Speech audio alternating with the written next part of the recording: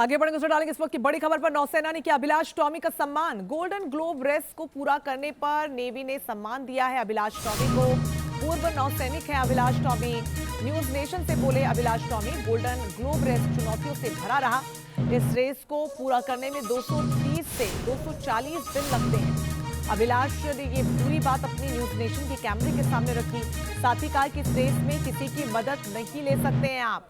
कई परेशानियों का सामना आपको खुद करना पड़ता है। मेरी कश्ती 2 बार पलट गई थी, इस बात का भी जिक्र उन्होंने किया।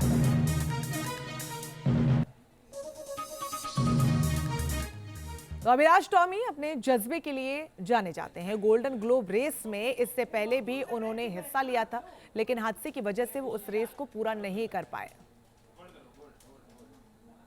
दुनिया के सबसे कठिन रेस गोल्डन ग्लोब रेस में भारत का नाम रोशन करने वाले अभिलाष टॉमी हमारे साथ इस वक्त मौजूद हैं। अभिलाष, जब आप इस रेस को पूरा कर रहे थे, सबकी निगाहें आप पर टिकी हुई थी। एक लंबी जर्नी, पूरे ग्लोब का चक्कर लगाकर न सिर्फ आपने तिरंगे का मान सम्मान बढ़ाया, बल्कि दुनिया में भी अपने नाम को आपने स्थापित किया। इस रेस के बारे में बताएं, ये कैसे शुरू हुई और यहाँ तक पहुँचते वक्त जो है किस अपार खुशी के साथ आप धरती को चूम रहे थे? ये रेस का नाम है गोल्डन ग्लोब रेस। और अभी जो आजकल जो सेलिंग में राउंड वर्ल्ड रेसेस होते हैं वो बहुत टेक्नोलॉजी इंटेंसिव है। तो गोल्डन ग्लोब रेस ने क्या किया, 1968 में जो पहली बार ये रेस हुआ था, एग्जैक्टली वैसे ही रेस करने का they decide to do it like that. तो इस रेस में आपको बहुत छोटे बोट लेके जाना है, 10 मीटर के बोट हैं, लॉन्ग कील और क्लासिक बोट्स हैं जो बहुत स्लो होते हैं।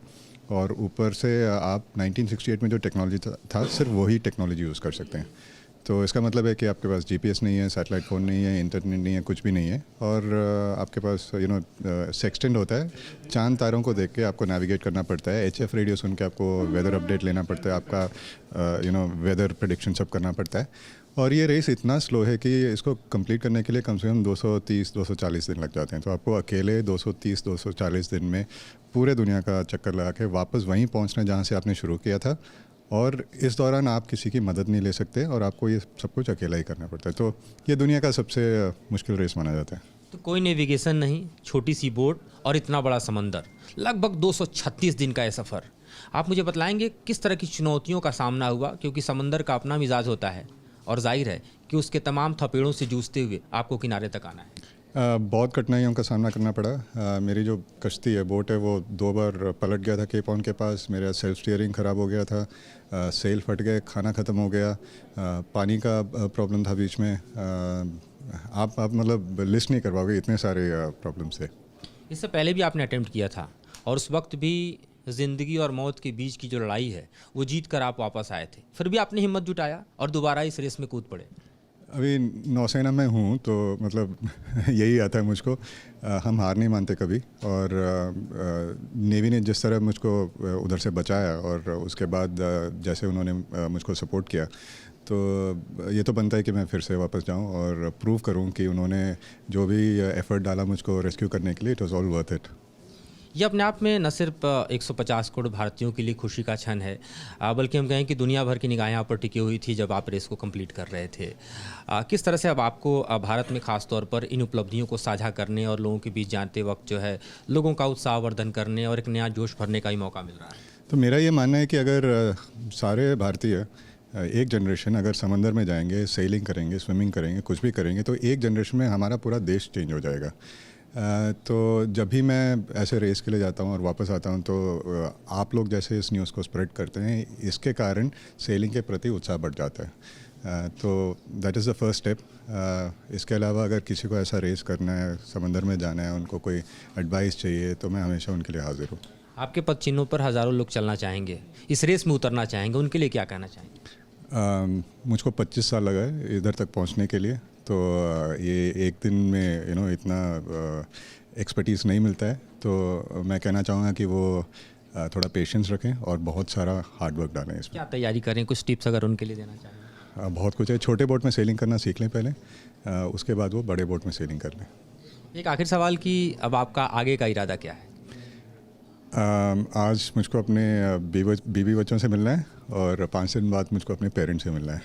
और फिर उसके बाद बहुत खाना खाना है। बट मैं रेसिंग कंटिन्यू करूँगा और यही प्लान है अभी।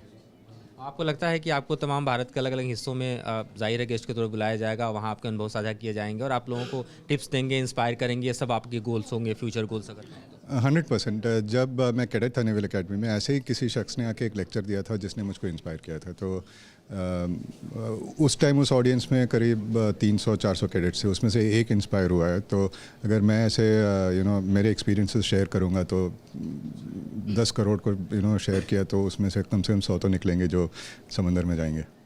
तो जाहिर तौर पे अभिलाष टॉमी जो कि साझा कर रहे हैं अपने तमाम बातों को, जज्बातों को और अपनी उपलब्धियों को, उससे आप समझ सकते हैं कि किस तरह से दरअसल अभिलाष टॉमी के जो जज्बात हैं और ख़ास तौर पे उनके जो अनुभव हैं वो आने वाले वर्षों वर्ष तक नवयुवकों को, नौजवानों को, भावी पीढ़ी को इंस्पायर करेगी कि वो भी समंदर में उतरें और इस तरह की उपलब्धियों को अपने हिस्से में भी शुमार करें।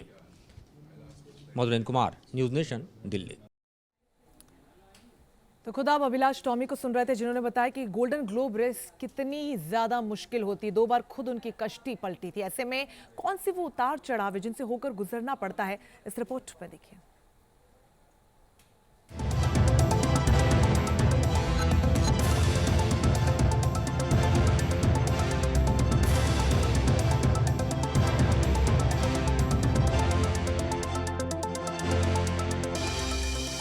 लहरों से डरकर नौका पार नहीं होती, कोशिश करने वालों की कभी हार नहीं होती। कमांडर अभिलाष की जिंदगी पर ये पंक्तियां बिल्कुल सही बैठती हैं, क्योंकि समंदर की बलखाती पहरों के बीच कमांडर अभिलाष ने भी हार नहीं मानी। समंदर में बिना किसी आधुनिक उपकरण के एक नाव के सहारे 30,000 मील की गोल्डन ग्लोब रेस कितनी मुश्किल है, आपको हम समझाते हैं। ये माउंट एवरेस्ट पर चढ़ने से ज्यादा खतरनाक है, चांद पर चहलकदमी करने से ज्यादा मुश्किल है, अंतरिक्ष यात्रा से ज्यादा रोमांचित करने वाली है। तो गोल्डन ग्लोब रेस बहुत ही दिलचस्प और रोमांचक रेस है। इसमें 1968 में ग्लोब न्यूज़पेपर जो था उसने 5,000 पाउंड का एक अवार्ड रखा था कि रेस रखी थी, उसमें 5,000 पाउंड का अवार्ड था कि राउंड द वर्ल्ड रेस होगी और बिना रुके होगी और बिना किसी मदद के होगी। और इसमें कोई 9 पार्टिसिपेंट उस समय पार्टिसिपेट किए थे, कुछ की जान भी चली गई थी।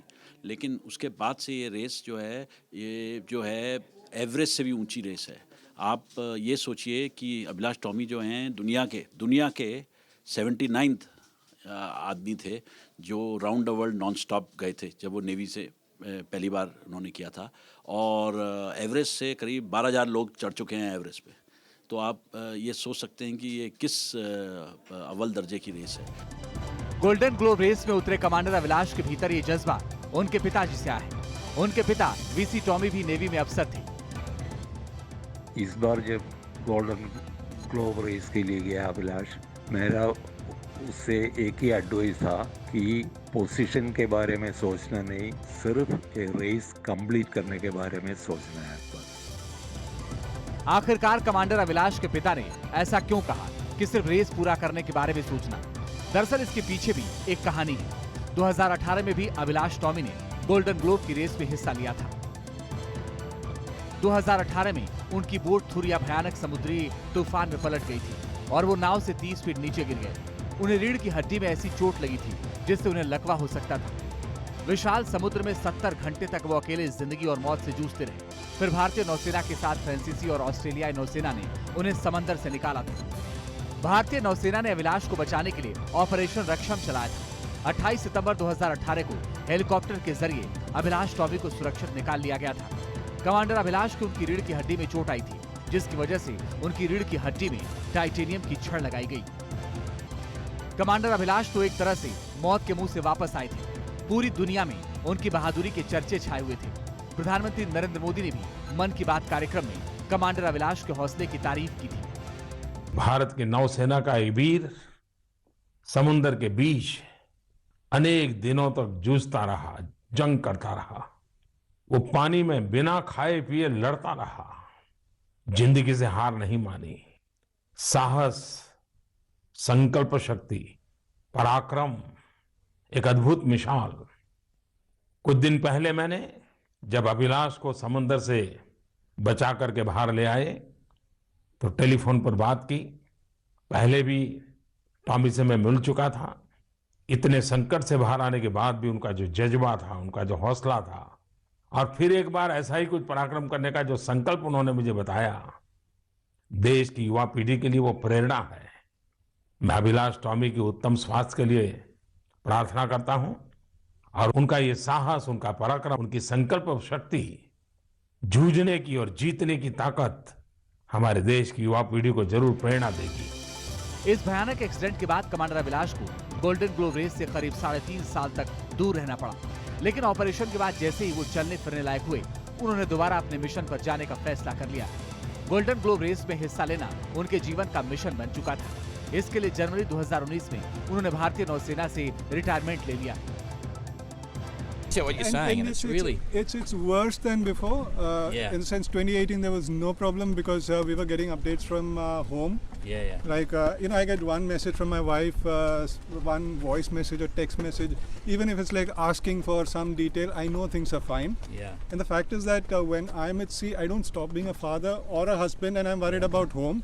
And this time there's no news. But like I tell everybody, I know about the coup in Burkina Faso. I know about the male contraception drive in Uganda. I don't know what's happening at my own home. उनके भीतर जीत का जज्बा है, जीत की ही जिद है, और कहा भी गया है कि जिद के आगे जीत है। Team news nation.